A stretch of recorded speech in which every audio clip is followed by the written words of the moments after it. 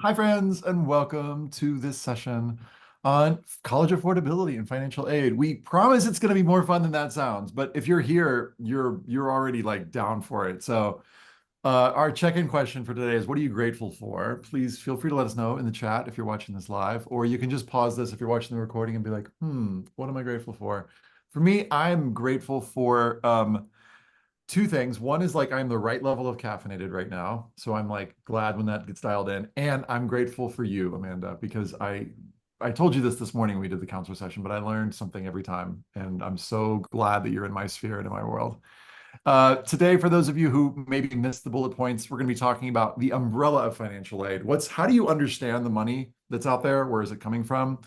Amanda's going to talk about three types of scholarships, merit aid, and when and where to find those little gold sacks. What happened with the FAFSA this year, and what can you do to be prepared this year? In part, you'll say like it's there's stuff you can control, and there's stuff that you can't control.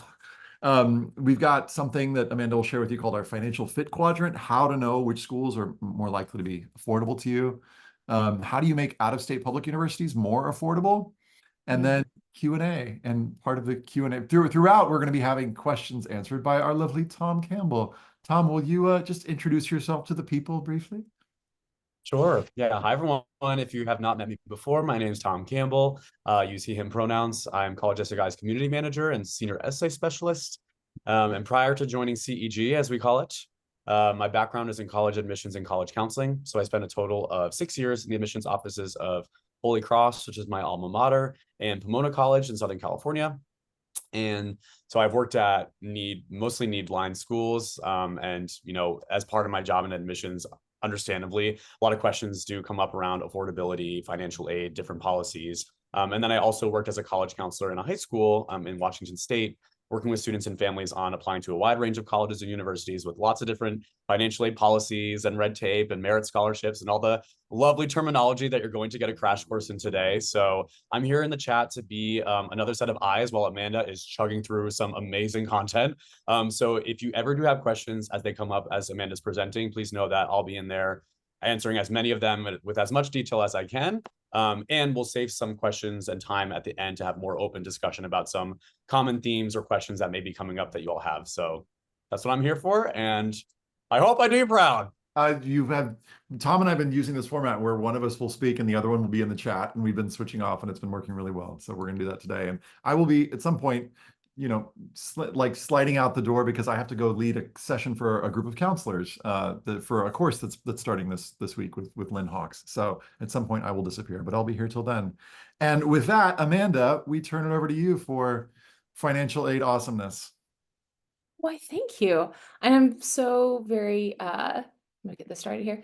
I am so very happy to have you, Tom. Thank you for sharing your expertise. I have a lot of the same background, and I'll share that with you now. So this is how to pay for college, and this is me in 20 seconds because we have so much to talk about. Just got to get a move on. So I'm a financial aid specialist, and that's not something that most high schoolers aspire to. That's not something that you see in like the guidebook of things that you become as an adult, but I found it and I love it. So I started out going to college and great institution down the road, and got into education. And from there, I pivoted to something, a nonprofit called the College Advising Corps, which is where I started learning about college and college admissions.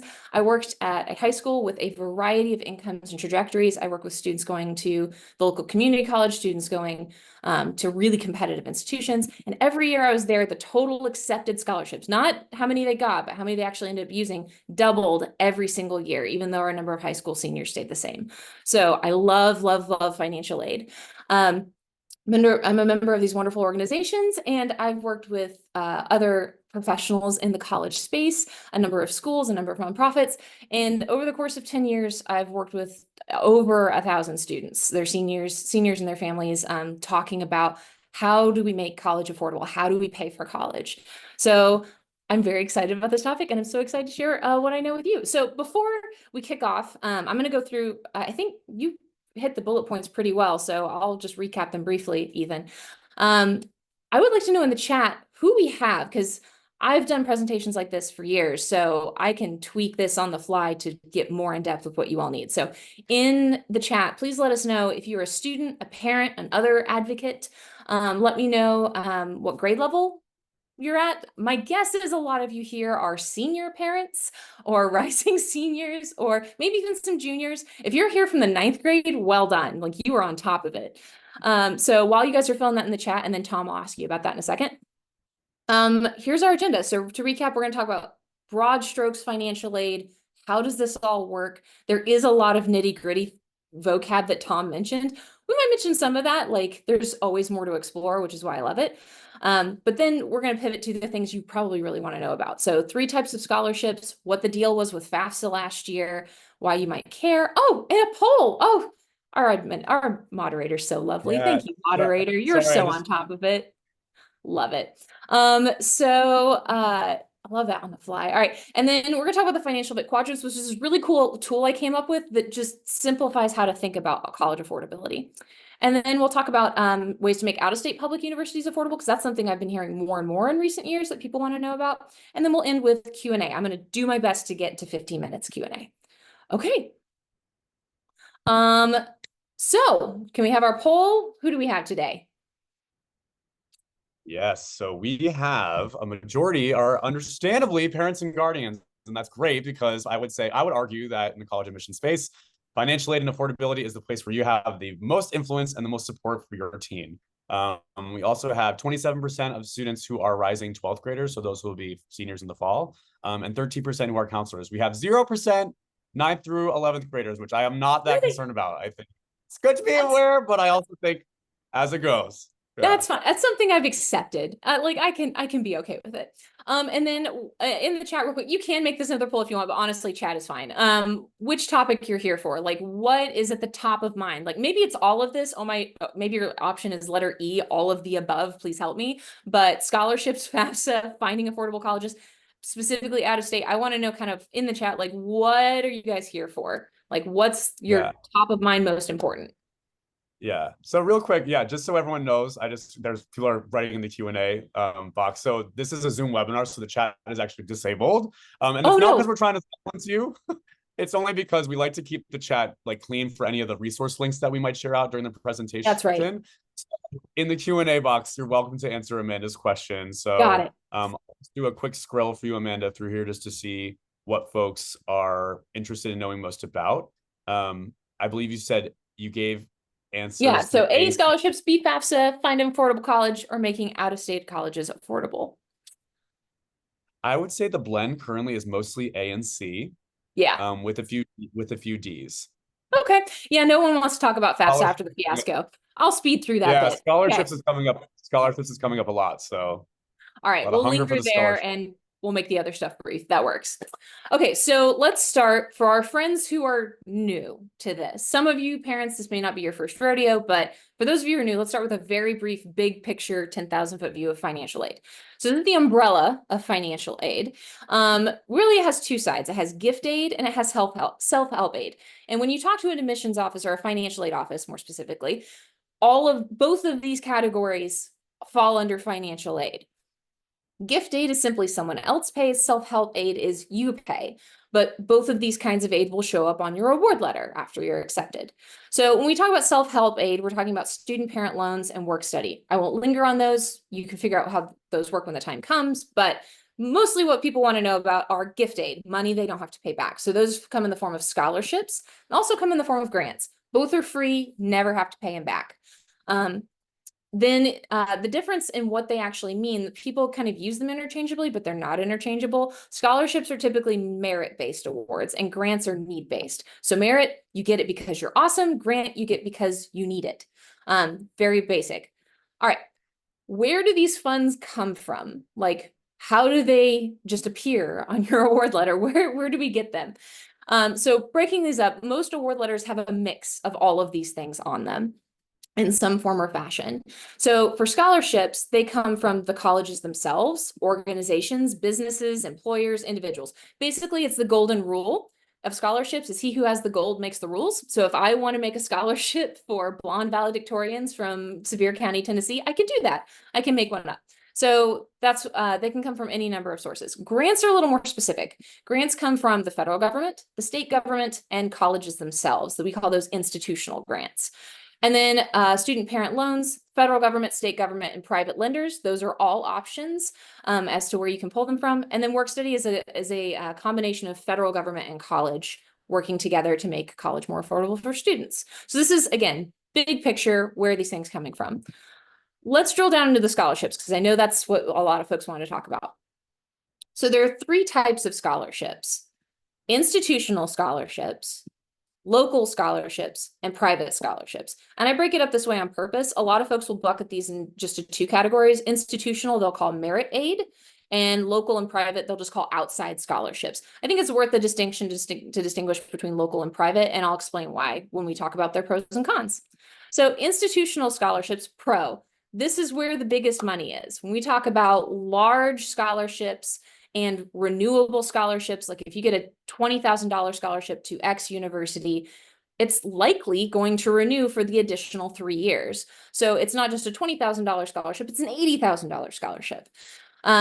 These are relatively easy to find. If you know the college you're going to apply to, you use their resources, their website, those things to find them. You're not hunting all over the internet to try to find it. And they're often automatic, not always, but a lot of times the money is like just automatically awarded.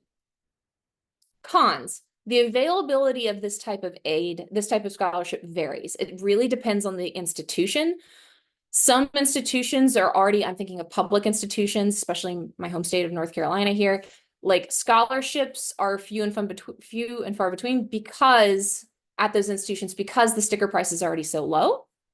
But they do exist. They're just more competitive. So it can be some institutions that are less competitive. They might offer discounts. So you get a scholarship, you got in, you have a pulse, congratulations, here's $20,000. So that's more discounting than a scholarship, but it makes you feel good. And then I would say if a student is looking for an institutional scholarship, a lot of times you're looking to be in that top 15% of applicants. So if you're looking at a college where you're barely scraping by getting in and they're not really a discounting kind of school, you want to be in the upper portion of student applicants to be considered for a scholarship. And then some have just top tier. Like, yes, they have a full ride scholarship, but they have 2 for an incoming class of, I don't know, 500. So it depends. One quick thing to note here is they may require, for some institutions, if you don't apply by the early action deadline, you may miss your shot at institutional scholarships. Now, this is not early decision. Early decision is the binding one. That's different. Early action is, I'll give an example from down the road. So like App State's early action deadline is November 1st. Their scholarship deadline is November 15th. But you can't get access to the scholarship application unless you've applied early action. And so you have to apply before you even know if you got in. So it's just letting you know that it's early in the process. This is not all schools. Again, glory and bane of American higher education is every college does things differently. Local scholarships, pros, easy applications. 1 page, attach your resume, great, easy. This is the low-hanging fruit. They're easy to find. Your counselor is sometimes like following you around the school trying to get you to fill out these local scholarships. And they're limited competition. A lot of times it's only people from your high school or adjacent high schools or your county. So that really narrows the field from national scholarships. And then the cons of these is the median for these is about $1,000. It's when you're looking at a $50,000 tuition bill, that's a drop in the bucket. But, you know, pile a few of those together, and for your freshman year, you might not have to take out loans. These are typically not renewable. So typically you get them once, and then you have to figure out what you're going to do for the remaining 3 years. And then the final con of these is timing. They love, like the little old ladies knitting group of Morrisville loves to give their scholarship, and they give it to you at the awards ceremony at the end of May. Well, you've already made your commitment to colleges by May 1, so that's not swaying your decision of where's going to be affordable. It's just kind of a cherry on top kind of situation. So it's nice. They're great. And usually what I've found from working at a high school 3 years is the same kid seems to get up over and over again because they're the only ones who wrote the essay. So low-hanging fruit. You just have to care and push through because a lot of these hit in the later part of the year. And then private. These are various and abundant. There is a How to Survive a Zombie Apocalypse scholarship. There's a Make a Prom Dress Out of Duct Tape scholarship. There's the Ayn Rand Fountainhead essay, Coca-Cola, Dr. Pepper. These are just, again, he who has the gold makes the rules. They are whatever someone wants to make a scholarship for. So there's a lot of them. Cons. These are time consuming to find. It's just as time consuming to find them as it is to actually apply. And most of the ones you find have nothing to do with you. And if they do, if it says just enter your email to win or just have a 3.0 and you're good, like those are potentially very, very competitive. And so that's, spinning that wheel of fortune wheel, playing the lottery, trying to get some money for college, but it's not a fail-safe strategy. And these, like local ones, are typically non-renewable. So typically you'll get it once. Some of them are repetitive, some of them do carry over, but the expectation is you get it once and then that's it. So cool, great info. Which ones are going to be worth it for me to apply for? That's a common question I get, is like, okay, there's a lot of places to look. Where should I start? Well, I would say that depends on who you are as a student, or parents, who your student is. Of these three types, I would say if you've got a really strong transcript and really strong test scores, institutional should be where you start. Now, that's not going to guarantee. Some institutions, it's automatic. We'll talk about that in a second. But for institutional aid, that tends to be a starting point of these institutional scholarships, is if you have those really strong test scores. Now, there are other ones. We'll get to those in a second, but that's where I would go. The next is if you have a team and time. So if you parent or you student, if you have a partner in this where one person can find the scholarships, the student then would fill them out, and you're going to make a conveyor belt of scholarship applying, that's great. It's going to take a lot of time. So if you have a team and time, private scholarships can yield results, but you have to be disciplined and intentional. It has to be I will win $10,000 in scholarships. That is the goal, and I'm going to keep applying until I reach that. Or I might say I'm going to apply to 25 scholarships before December 25th. Like, you have to get concrete, otherwise it's not a measurable goal, and everyone just gets the tuition bill in April and goes, oh no, where are the scholarships? The scholarships were 6 months ago. Tail. So I'm trying to keep with the alliteration here. I thought you'd appreciate that, Tom, Ethan. So transcripts, test scores, team time, tail. So if you have a compelling reason that you need money for college, a lot of times those are things that you can write into those local scholarship applications. They'll ask, why do you need this, or something along those lines, and you can make connections within the community. Talent. So this could be athletic, this could be musical. This is any number of them. There are private scholarships that are targeted at athletes. There are institutional scholarships that are only for students in the arts. You may not even have to be an art major. So it just depends. And if you're a really strong writer, excellent. There's so many scholarships that require essays. So that just, you can run the board. And then tie-in. So what I mean by this is, this was a stretch for my alliteration, but I like it, is if you have a parent who's an alumni and there's an alumni scholarship fund, or if you have, your parent's a teacher and the local teachers union like has something, like there's ways you can go about, like with your parent's employer or something like that, you can find another way to find a scholarship. Okay, so Amanda, I'm a bit busy, as we all are. When do I have to start worrying about and applying for these? Great question. So here's our timeline. This is the admissions timeline. This is the financial aid timeline. They are happening at the same time. Okay, it used to be your parents applied to college and then they figured out how to pay for it. That's not so much how it's happening anymore. So step one, choose colleges to apply to. Great. Complete the admissions applications. Get accepted and pay your deposit. It's as simple as that, right? The college admissions process isn't any more complicated than that. I'm just kidding. But like, those are your basic steps, right? Okay, while this is happening, you're also figuring out what you're doing with merit-based aid. So if you're focusing on getting money in scholarships, or need-based aid, if you're focusing on getting money in grants. You can do both at the same time, but some families find that one is their focus over the other. So before we get into merit-based aid, which is what we've been talking about scholarships, there's one thing that you'll likely want to do that I'm not going to dig into in this presentation, but I don't want you to leave not having heard of it. When you're choosing your colleges to apply to, filling out the college's net price calculator, or getting a pre-read for financial aid, or just getting an indication of what you can expect to pay, that's where you should build that into this process. Then in the early part of this, while you're building that college list, you're also researching and applying for institutional aid. You can apply for private scholarships, those online ones, throughout the process. It's when you don't have something else to do, you should be doing that.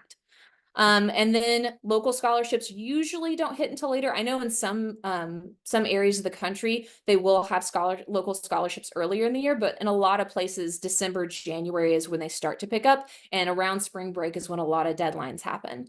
So just that is where your counselor's resource. Okay, great. So when I'm ready to apply, where do I look? Okay, so for institutional scholarships, the college's website, I swear it has great information on it, and the financial aid office is your best resource. You can go straight to the college's website and navigate to their financial aid page, but honestly, Googling is just great. So Google college name plus scholarship, and then pick one of these keywords: freshman scholarship, endowed scholarship, merit scholarship, and then depending on if you're in the same state as the college you're looking up, resident or non-resident. Those are all keywords that can get you where you want to go pretty quickly. There are 3 ways that colleges award money. So we're still in the first type here with institutional. There are 3 ways that they award scholarship dollars. The first way is automatically. So as you can see here for the University of Wyoming, if you have this GPA, this test score, congratulations, you get this amount of money.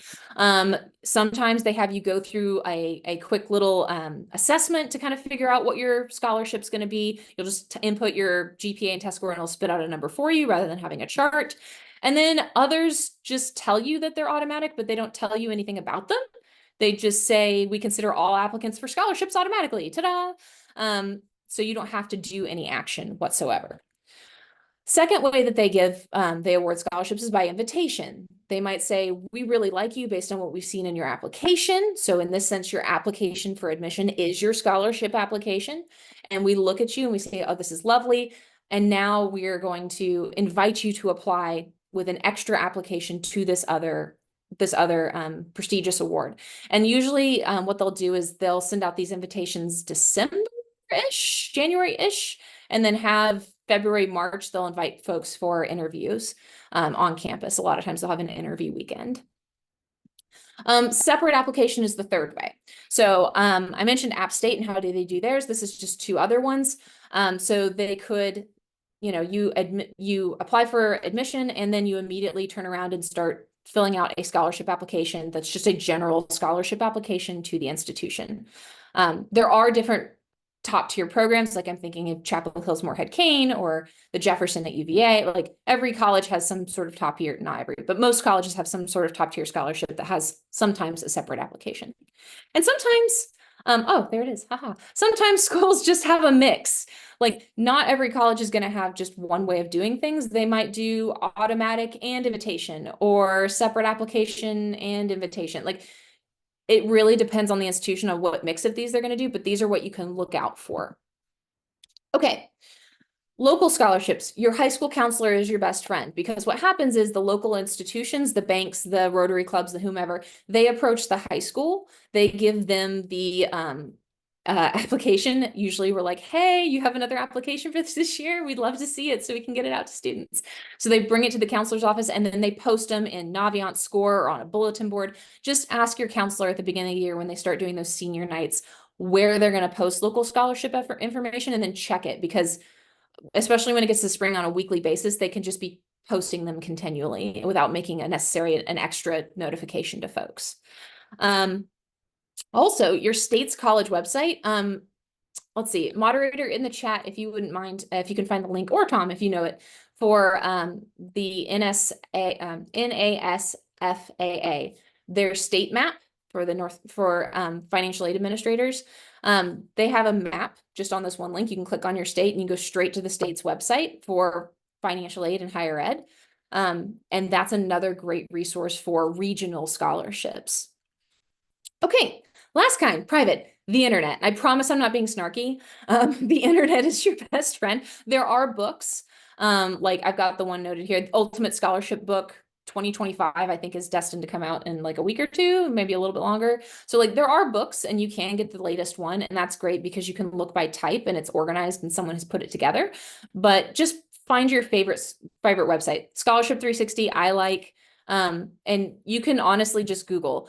What I advise people do, and I'll make this quick because I didn't intend to put this in this presentation, but I find that students creating a noun list of soccer player, future engineer, left-handed, whatever, like make your list of nouns. left hand's an adjective, but whatever. Make your list of nouns and then Google or search these search engines by those. So it feels a little more systematic rather than just like perusing pages and pages of scholarships. Just being like, okay, women in STEM, let's go. I'm going to search for those scholarships today. All right, now I'm going to look for actuarial science scholarships, like just working your way through. Okay, this all seems like a lot of work unless I happen to be applying to a school that will automatically give me some money. Is looking for outside scholarships really even worth my time? That's a common question I get. And that's totally your call. Here's what I know. I know that senior year is the student's greatest money window for finding and applying for scholarships. And it becomes harder the longer you wait. So this is where the most people want to contribute the most to, aspiring seniors' educations, because I hate to break it to you students who are here, when you graduate, you are no longer a cute, adorable high school student. You are an unemployed adult. So this is the window. Scholarship application completion is not linear. Like doing two is not double the work of doing one. Recycle those essays, recycle your resume. Like once you've done one or two, they get easier. So just make it a habit and it's not so bad. On average, 18% of parents borrow, and on average, they're borrowing about $30,000. And over half of students are borrowing for college, and on average, they're borrowing about $30,000 as well. So that's roughly for students only, like $350 a month on monthly loan payment from the time you graduate at 6 months after, because of deferral period, until you're 33. That's a long time to pay that. So for every $1,000, even if you get one of those like little local scholarships for $1,000, that's $1,600 in loans you don't have to repay because interest compounds. So again, totally your call as to what you want to do. $1,000 here, $1,000 there may not seem like a lot when you're staring at a, again, $20, $30, $40,000 tuition bill, but it helps. Plus, what if winning just one scholarship was all you needed to completely pay for college? That's the dream, right? That's what everyone wants. They just want to strike gold, and this is the one I'm going to get. There are big dollar scholarships. So don't worry, I will pause and let you take a screenshot because this is the one everybody wants a screenshot of. There are many multi-institutional scholarships for folks who fit certain criteria. So QuestBridge, if you've got a family income that is below a certain threshold, I put 65 here. I didn't double check before this year. I think it's the same. Tom, you can let me know if it raised because inflation's a thing. Bonner Scholars is service focused. Posse's for specific cities. Evans Caddies is like golf caddies. Like, so they exist. They're out there. There are multi-institutional scholarships where it's not just locking you into one college. It's a private scholarship that can go to a number college, not all colleges, but a number of colleges. I think it depends, but those are some big name scholarships. Students with talent, there's a lot of different scholarships there as well. Students of color, the Gates Scholarship, Golden Door, Jackie Robinson are all great. And then other big scholarships. So if you want to take a screenshot, I'll let you know. But like these are all really high dollar scholarships, which means they're competitive, but not all of them may apply to you. So once you realize you're not eligible or it doesn't really work for you, just cross it off your list and keep moving. The goal here is forward motion. So just keep going until you find one that does apply to you. Okay, I did it, Amanda. Let's fast forward, pretend you fast forward, 6 months. I've won all the scholarships. I'm set, right? Okay. One, congrats if that's the case. If you want all the scholarships, that's great. Two, possibly. There's a couple quick checks you should do before you take that victory lap, okay? Here are 5 questions scholarship winners should ask. So once you've won the scholarships, here's some things to be mindful of. 1, is the scholarship renewable? And if so, for how long? So will I get this money again, or can I reapply for it? 2, what do I need to do to keep my scholarship and make sure it renews? There's this thing called satisfactory academic progress. So if you don't maintain a certain GPA, your scholarship may not continue. That's important to know. Will my scholarship stack or will it decrease my institutional aid? This is something called scholarship displacement. Some institutions do and some don't. So I'll use myself as an example. So I already mentioned I grew up in East Tennessee, I think. And so Dolly Parton is a gem of a human being, and she gives out a $15,000 scholarship to each of the local high schools every year. my year, I won it, fantastic. I took that money, went to Davidson. They said, that's great. And then they lowered how much they were giving me by $15,000 and just stuck the money in. So it didn't really help me at all.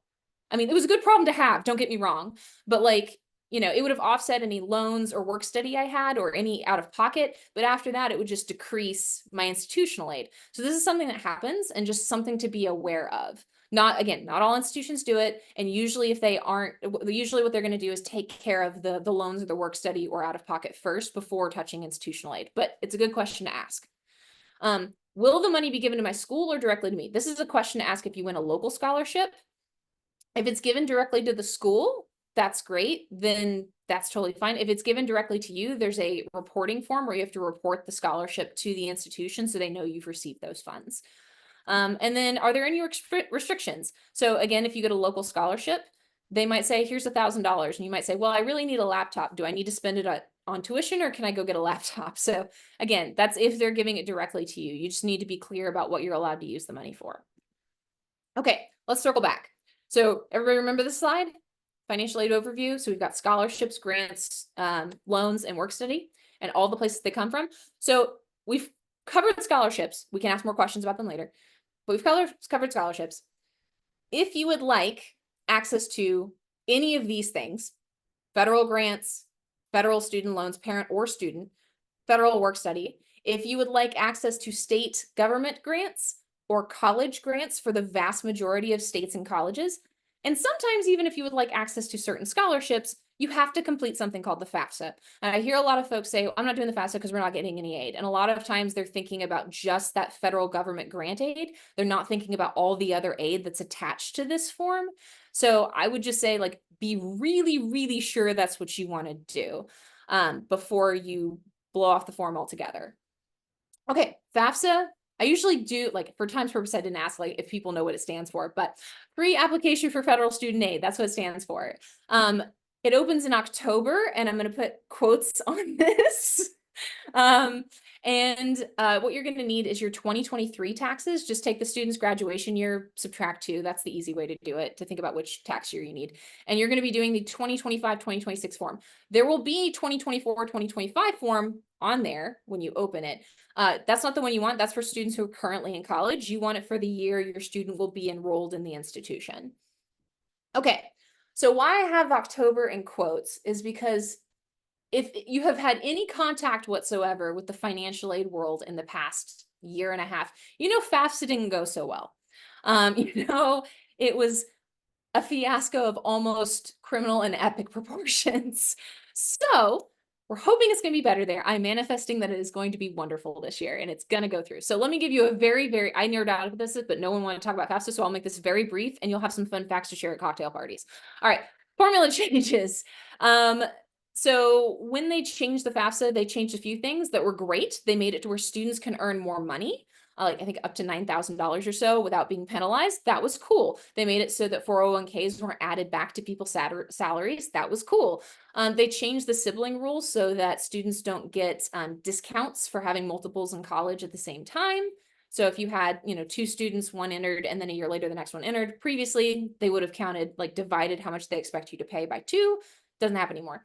The rules around divorce parents changed, where now it's the parent who contributes most to the student financially is the one who's doing the FAFSA. And then businesses, they had a small business exemption. If you had a business, you didn't have to count the value of your business, and now you do. So those are the big level changes. What happened was they delayed the timeline. We knew it was going to be delayed to December, and that was fine. But then a lot of the colleges didn't get the information until April. And that's where a lot of the angst kind of came from, is people weren't getting award letters. They were supposed to decide which college they were going to by May 1, and they were flying blind because they didn't have an award letter because the colleges didn't have the information. And then we had a couple formula fixes, and then we had some technical glitches and with some more technical glitches, and then an astounding lack of technical support. You call and there was no one there to help you. So, and there's one very badly worded question, which I'll just clarify. There's a question about if your parents are unwilling and you only want to do unsubsidized loan. Hopefully they reworded it because it had a double negative and it was a badly worded question that tripped a lot of people up and they had to resubmit the form. So, updates. The gentleman in charge of the federal student aid swore in front of Congress that October 1 launch would happen. So we are hopeful that will happen. why I'm skeptical is there's no draft. Usually they give us a draft. And I just read one article and I'm waiting for second confirmation that there's no comment period either. So what that means is they're telling us they're on schedule, but the normal things they showed of being on schedule aren't happening. Thankfully, there's no big changes to the form or formula this year. They're saying we're just going to stand pat. So there's nothing new to hopefully learn or navigate. They're just going to do a redo, take a mulligan for last year. One cool update is College Board, the folks who run the AP exams and the SAT and CSS profile and all of that. Jeremy Singer, he's becoming the new FAFSA czar in charge of its rollout. So that's interesting. It's been like putting a fox in a hen coop, but we'll see how that goes. And then more colleges last year were using a different form. So they were using, because they didn't have access to FAFSA, they were creating their own forms, they were offering pre-reads, and they were using this other form called the CSS profile, which is infinitely longer and more detailed, but it got them the information they needed. Okay, so that was a lot. How does this impact me? I know I nerd out about it. I think it's cool. Most people don't. I accept this. So what do you need to know? There are potentially more forms. So if FAFSA continues to be burdensome, what you might see is more colleges asking you to fill out a separate form for just them as a workaround. So that's something to be aware of. Second, a lot of our dear financial aid officers are pretty banged up from the past year. And so please be gentle with them. You can maybe expect some longer wait times, but they will work on getting to you. One thing I'm going to note is that the frustration with the rollout kind of overshadowed a lot of the positive changes that happened. One of the main ones is that federal Pell money is available to a much wider range of incomes. And then for most eligible families, FAFSA is still worth the effort. Now, I know we have some international friends on the call, so I'm sorry. Thank you for bearing with me through the FAFSA thing. Tom, to reward them for their patience, or our dear moderator, would you mind putting our international tool in the chat so they can kind of check that out while I finish up with FAFSA? That would be great. It's Auxilia, I think is how I'm pronouncing it right. Okay, so thank you, Tom. So wouldn't it be awesome if, before getting into this whole FAFSA business, you knew how much federal grant aid you were going to receive before even filing a FAFSA? If you could just know if you were going to get any free money for sure, you can. Okay. So this is my cheat sheet. So if you parents or student, whatever, if you look at your line 11 of your 2023 1040, your tax return, line 11, that's your adjusted gross income. What that number says is going to tell you pretty clearly if you're going to get a Pell Grant, if you're going to qualify for an automatic maximum Pell Grant. So what is a Pell Grant? I keep mentioning it. So it's $7,400 that you can take anywhere just for filling out the FAFSA form if you qualify. So how do I know if I qualify? If your income is in this range. So let me use this as an example. So let's pretend you have two parents, non-single parents, so married couple, and they have two kids. So that makes the family of four. If their adjusted gross income is that $54,600 or lower, boom, automatically, just for filling out the form, they're going to get that $7,400 to take to any eligible school, which is most schools, to be clear. And then if their AGI is at or below 85,800, that second number in that second column, if it's between that 54 and that 85, they're going to get some Pell Grant. It's just going to be between $750 and $7,400. It'll just depend on some other factors to figure out exactly what that's going to be. And if it's above that $85,000 mark, you're not out of the running. I want to make that clear. This is just the automatic, you're getting something. You're not out of the running because there's this thing called the Student Aid Index. GPA is to scholarship as Student Aid Index is to grant in a lot of ways. Like it is a really, really important number that corresponds to how much grant money you're going to get.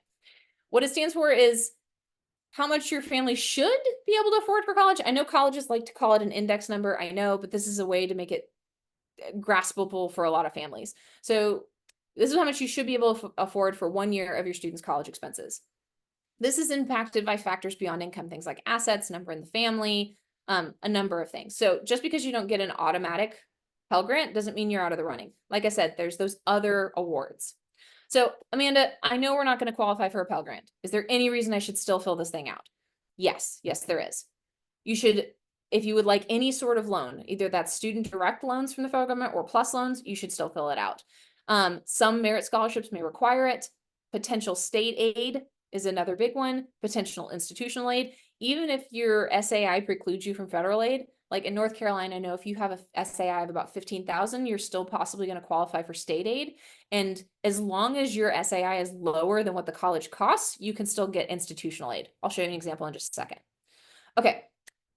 So the financial aid formula every college uses: cost of attendance, which is how much the college's sticker price is, full cost, minus outside financial assistance, minus your student aid index, how much the FAFSA or CSS says you can pay, equals your need.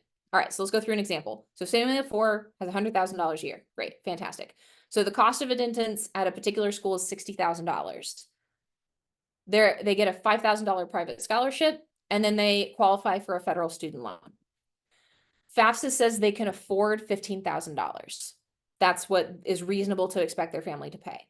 So therefore, they're $34,000 short of what they need between what the college costs and what they have to work with. So the institution could give them up to that $34,500. Not all institutions meet, most institutions don't meet full need, but some of them do. So this is where, again, that student aid index is too high to qualify for a Pell Grant or maybe even state aid, but they could still get institutional aid. Okay, so $34,000 is a big gap. Do colleges actually give that much? Yep. And you just got to know where to look, where to find the ones that want to give funding to you. So true story. I applied to a lot of different colleges my senior year, and they had a variety, they came back with a variety of award letters because the Hope or the lottery scholarship, Tennessee wasn't going to cost anything but the loan. Davidson gave me a great deal. I ended up going there. Go Cats. And then Middlebury, Guilford, they gave me, okay, great. I mean, considering the cost of what they started out as, a great deal. University of Virginia said that'll be $30,000, please, plus a loan.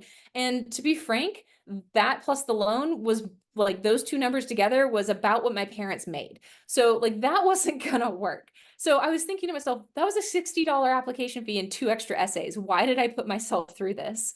And so that brings us to this question: why do students apply to colleges that they will not reasonably be able to afford? Hope, they hope it's going to work out, or limited information. So college process, as I said before, it used to be you apply, get in, then you figure out how you're going to pay for it. These are happening at the same time. So you have 2 approaches to where you can make this work. Approach 1, find a college you like and then figure out how to afford it. You can do this wisely though. So look for colleges where your student is going to thrive. Students, if you're not going to do well at an institution, there's no reason to apply. If that makes sense. Like just because it's easy to get into or just because it's affordable, fit is important. You need somewhere you can thrive. Then once you found a number of schools, I don't believe in Cinderella schools, like there's 3,000 institutions, you can find a dozen that will work great. Then you bucket them into how difficult they are to get into. Some schools where, yeah, I'd be shocked if I didn't get in. Some schools, I don't know that I'm going to get in, and most of them in the middle. Then you do the same thing with financial aid. At least 2 schools where if you don't get a dime, you're going to make it work one way or another. And then on the other side of it, no more than 2 schools that will be a financial reach. These are schools for which you have 0 indication from anything on their website or anywhere that they will be affordable. I don't say don't apply because stranger things have happened, but don't load your list with those. That's not a great strategy. And then the ones in the middle are a little harder to gauge, but there's a lot of institutions where you're likely able to cobble enough together between a mixture of scholarships, grants, loans to make it work. Wait, so how do people know if a college is a financial safety match or reach? It's easier to do with admissions because you can look at admissions statistics. With this, I have 3 resources that you should look at. One is called College Scorecard. It's pretty great because it gives a breakdown based on income groupings of like what the average net price is. Don't use it for out-of-state publics. So don't use it for institutions that are not in your state that are publics because they're skewed by having in-state students. But for institutions in your state and private colleges, it works great. The college's website is another great resource. If the first thing you see on a college's website under the financial aid tab is directing you to outside scholarships like FastWeb or the FAFSA, that's not the greatest sign. Usually if they have scholarships, they're going to put them front and center. And then, like I mentioned before, the net price calculator, using these tools in conjunction with each other. And there's a few more I can mention when we get to Q&A, but like that's a way to tell kind of realistically where a school is going to fall. And I will say for net price calculators, do not take them as gospel. Like Some are definitely better than others. The more questions they ask, the better. And if you see something that has EFC on it, it's probably not updated, and I wouldn't necessarily trust it. But wouldn't it be amazing if you found a college that you loved and would make your outside scholarship dollars and grants go further? Okay, so this is the second approach. So first approach is do it the normal way, find schools you like, and then make sure you have a balanced list. Approach 2 is I'm gonna ask you 2 questions, and then we're gonna talk about 5 types. We're gonna do this fast. So we're getting the gist here of this list. So question 1, how awesome, students, are your grades? Awesome, not awesome. And again, we know that's vague and there's a sliding scale, but just bear with me. So what's your GPA, test score? How hard are your classes? What makes you really awesome? And then question 2, how rich are your parents? And again, rich, not rich. And again, I'm doing this for somewhat comic effect, but honestly serious. Like, where are you at on this? So with this in mind, which quadrant do you feel you would fall in? Because this is where I'm going to refer to them as we talk about our types of colleges. So quadrant 1 would be like what I was growing up, of like, I was a Pell eligible student, not a lot. My parents said good luck in paying for college, but I had really great grades. Other folks, you know, your parents are comfortable, well off, and have great grades, or any mixture thereof. So figure out which quadrant qualify or where you would fall as a student or parent. And then let's talk about the 5 college types. So most basically, in-state, out-of-state, privates I've split into a couple groups, and then international universities. We're not going to talk about these ones, the for-profits, the service academies, community college. They're kind of their own thing, and that's a separate webinar. Most students are going to end up at one of these types of institutions. So state public universities are just about everyone because of low sticker prices, state aid programs that are designed to make people stay in state. Local scholarships might require you to be in state to receive it, dual enrollment. There's lots of reasons that public in-state institutions are great for everybody. Then we have highly selective. Now, what I mean by highly selective are colleges that admit fewer than 20% of students who apply to them. So these schools often require that CSS profile, that extra form that's really in-depth, because they're so generous. These are great financial fits for those quadrant 1 kids because there's very limited merit-based aid at these institutions, and they're predominantly need focused.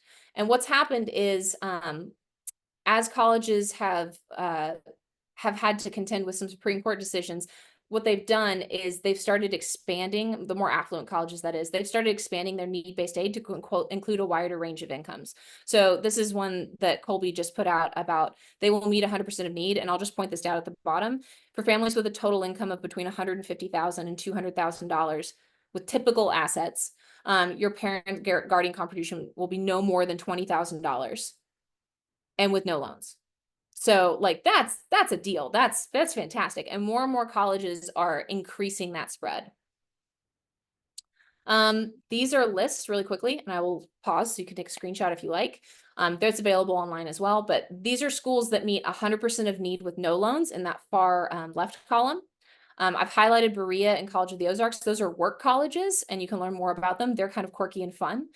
100% need met colleges with no loans for some families are in the middle, and then 100% need met with loans. So those, when I say 100% need met, back when we had that family of $100,000, that means the colleges was guaranteeing to meet that full $34,500.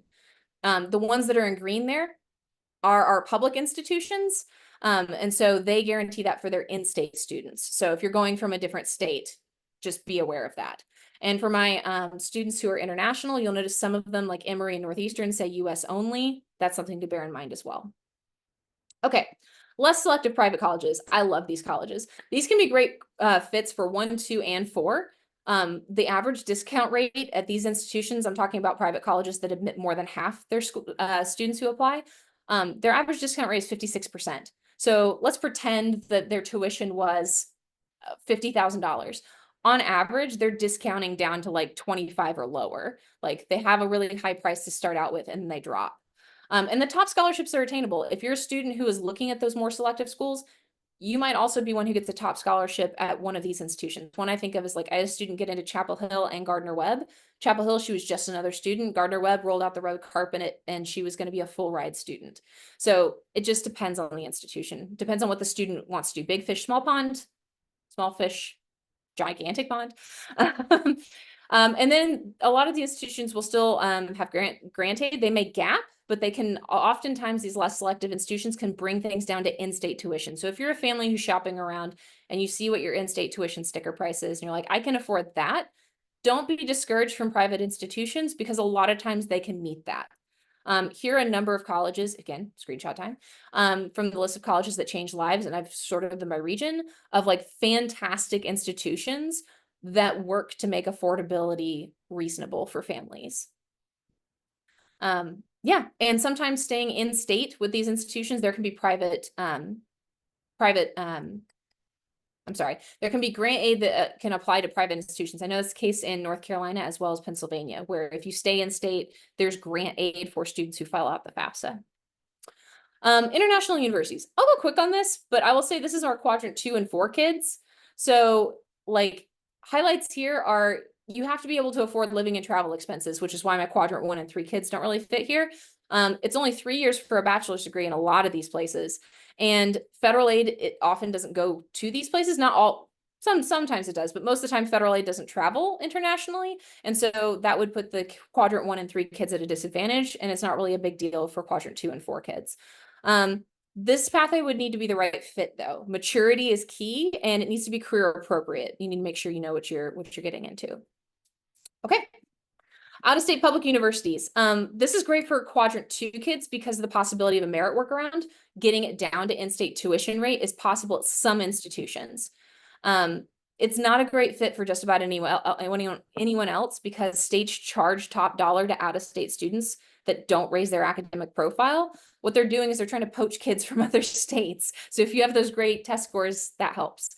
And out-of-state public universities aren't designed to support the financial need of non-resident students. Like that's not their job or their goal. So for residents, they may have merit, they may have need.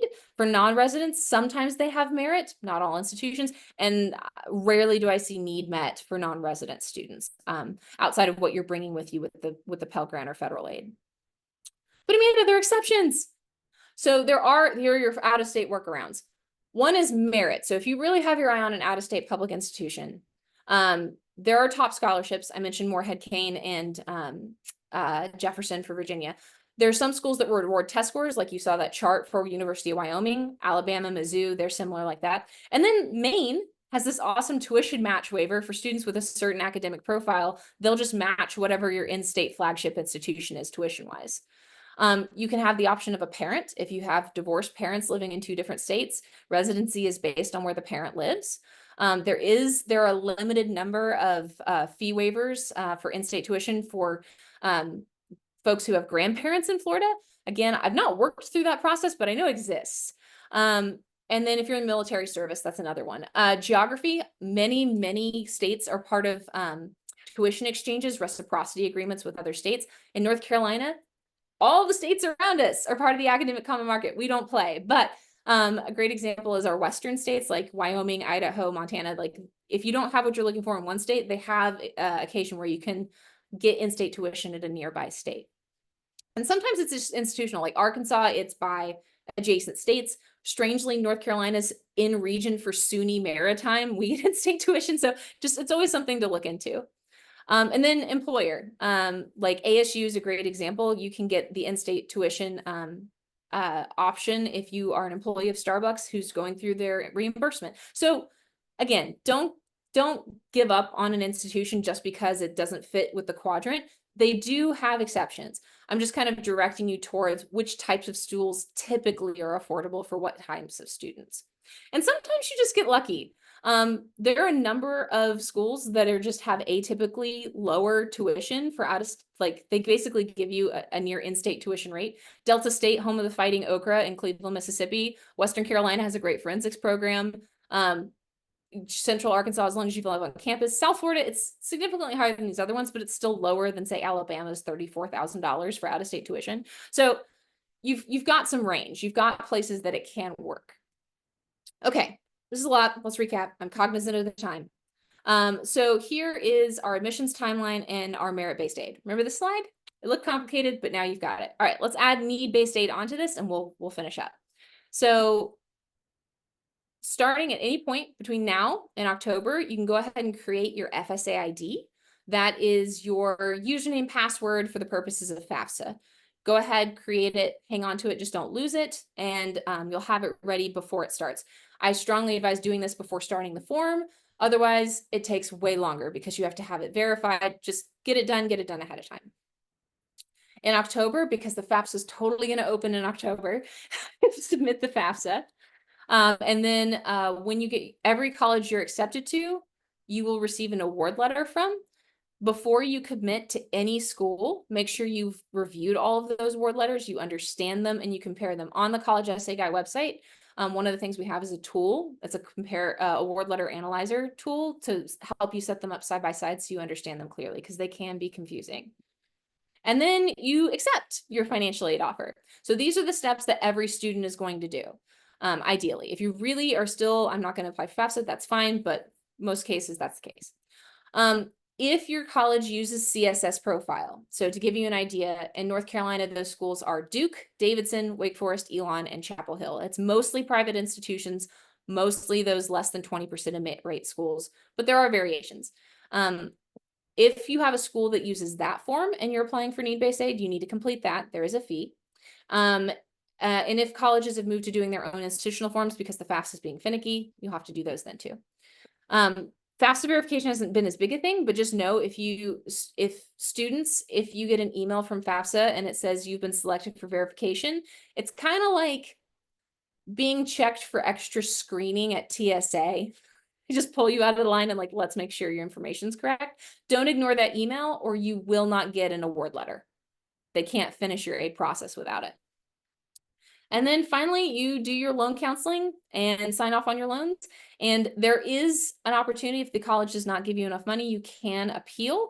That's a whole other webinar, but that's about the time you would do an appeals process. If there was something the college didn't already know that you needed to share with them that would impact how much aid they give you, that would be the time to share it. Okay, Q&A time. Whew, that was a lot. It's like drinking from a fire hose. I know, I just have so much to share. It was a lot and it was amazing. Thank you so much, Amanda. Of course.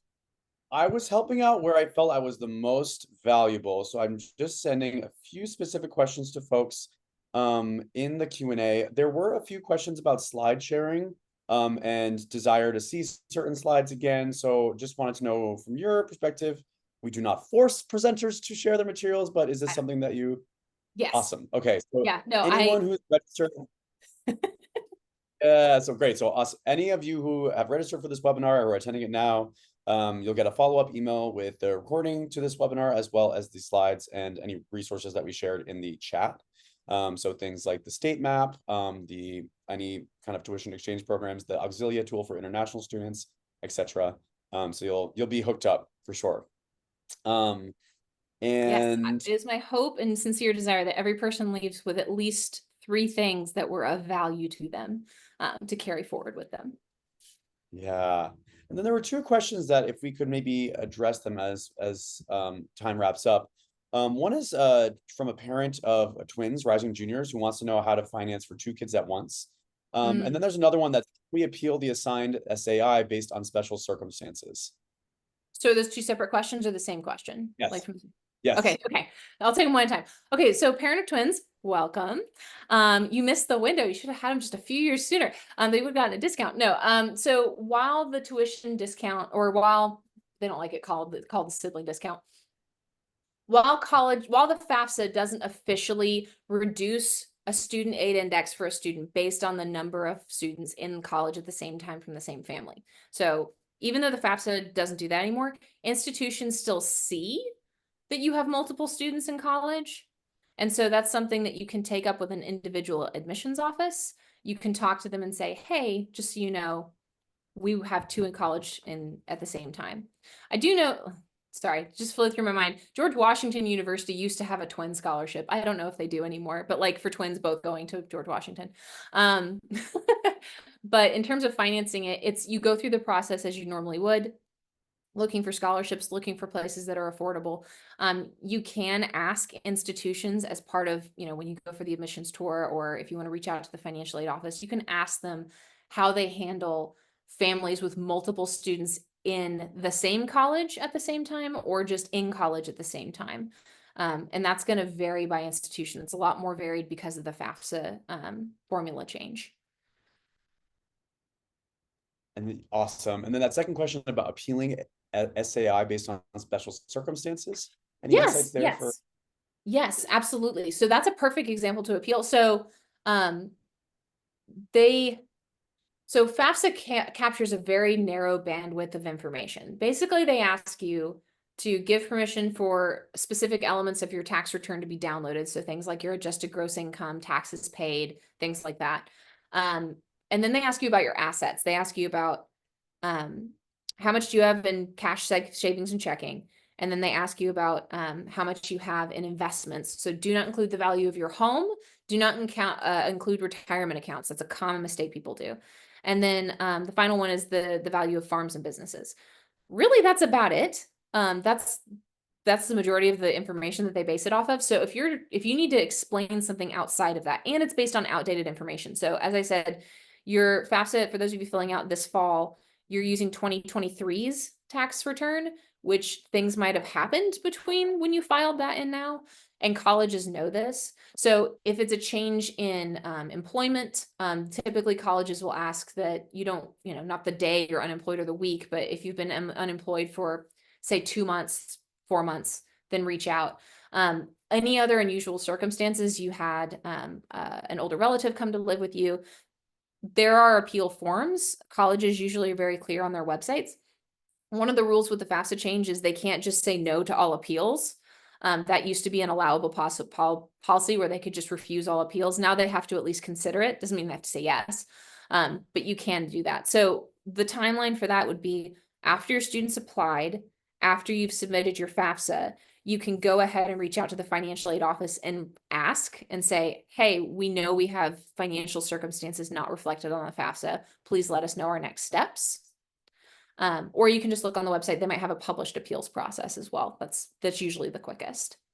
Yeah, just don't say, I had one family ask me if their dog's hip replacement surgery counted as special circumstances, and I had to explain that does not count as special circumstances. Yeah, there's a few things like that come up, and it's like, understandably, that was a pressing financial commitment that actually happened to my family. So, however, colleges are not necessarily always as they don't see that as a required expense for every situation. So yes, loss of income, that's a big one. Yeah, and then there was just a few questions actually about the quadrants. So, Amanda will be sharing out the slide. So, but if you could just give a recap, just real briefly as we wrap up about what those quadrants were.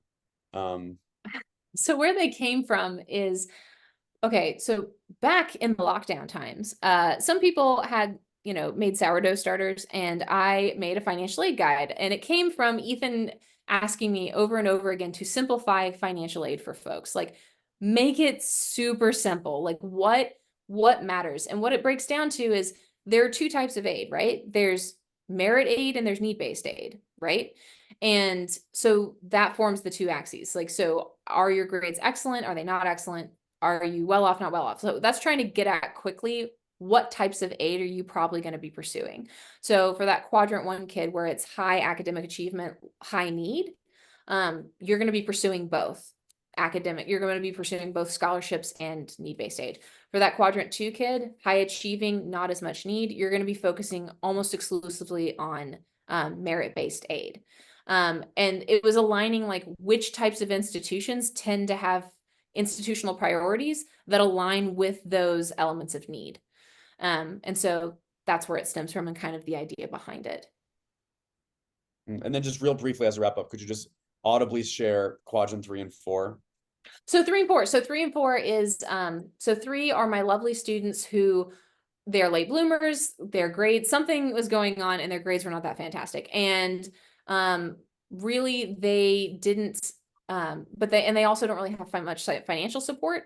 So for those students, finding those institutions where if you're in a state that has need-based aid at public institutions, that's fantastic. Looking at those schools that offer support for in-state students. Community colleges are usually a great way, but it doesn't have to be that. I have a whole separate presentation about how there's non-traditional paths to still go to college if that's the case. And then my quadrant 4 kiddos, they have not fantastic grades in merit, but their parents have the capacity and willingness to pay for college. And for those students, those less selective private institutions or some public institutions can be a great place to go, where they're going to find their people, they're going to find that acceptance, they're going to find that affordability. Awesome. Thank you so much for that. Of course. Lightning recap. Lightning Yeah. recap. It's a Well, lot. I know it's funny. I was like presenting something earlier today, and I'm like, my throat is so dry. Like, It's teacher voice. That's what it is. Teacher voice, and I think it's aging or something. I'm like, the vocal cords, they're more weak than they used to be, but you powered through loud and clear, and so much gave the give. So thank you so much to Amanda. I believe I'm speaking on behalf of all the 77 who are still here, which is amazing. And I believe since I'm seeing the Q&A cleared out, we are ready to wrap up, folks. So thank you again for tuning in. And as always, at College Essay Guy, we have tons of different programming that we'll be doing throughout this application cycle for not just rising seniors, but also for other students. This recording will be on our website. You'll get an email to it. Amanda, any announcements for you as we wrap one up? quick plug. Yeah. So if you really would like, if you kind of wish my brain was just in a perusable like encyclopedia for you, it exists. It exists. So in terms of resources, that if you look paying for college in 4 steps, and I'm sure the link can be shared on the College Essay Guy website, it is my brain laid out for you to search on scholarships. I go into more in depth about all the ways to research what types of colleges, all those big name scholarships are there. So if you would love another resource, totally free online, just go look it up. Paying for college in 4 steps on the College Essay Guy website. Oh, thank you, Tom. Just so that way, if you're tuning in, you want to click that link, get on that Google Chrome, Safari tab, whatever, Firefox, whatever you have going on, it's there for you. And it is truly a tour de force of financial aid. But like, as you said, digestible. It has GIFs, it has pictures, and like truly, I can't think of anything that has attempted to make financial aid and affordability as enjoyable and less cringy as possible. So that kind of sounds like, thank you. Well, we hope you all have a starry night. Reference to Amanda's backdrop here, or day, depending on where you're tuning in from. And thank you again for joining us today. We hope to see you on another College Essay Guy webinar soon. So thank you so much. And Jen, just to, I see that your question wasn't answered. It was, I believe your question was about the, I answered it via text. So it's in the answer queue, but you might not have seen it if it was, if you weren't reading the answered column in the Q&A box. But yes, to answer your question, your daughter can apply to merit scholarships as an enrolled college student. Yes. As Amanda mentioned, there are less options typically, just numerically, statistically, for students who are currently enrolled in college than high school students who are applying as first-year students. So just be aware that there are just less options that you might be eligible for, but absolutely, students can apply to merit-based scholarships that they are eligible for at any point in their college journey, no matter if they're first-year students or later. So yep, those private scholarships, anytime until you graduate, just keep applying. All right. Thanks, y'all. Bye.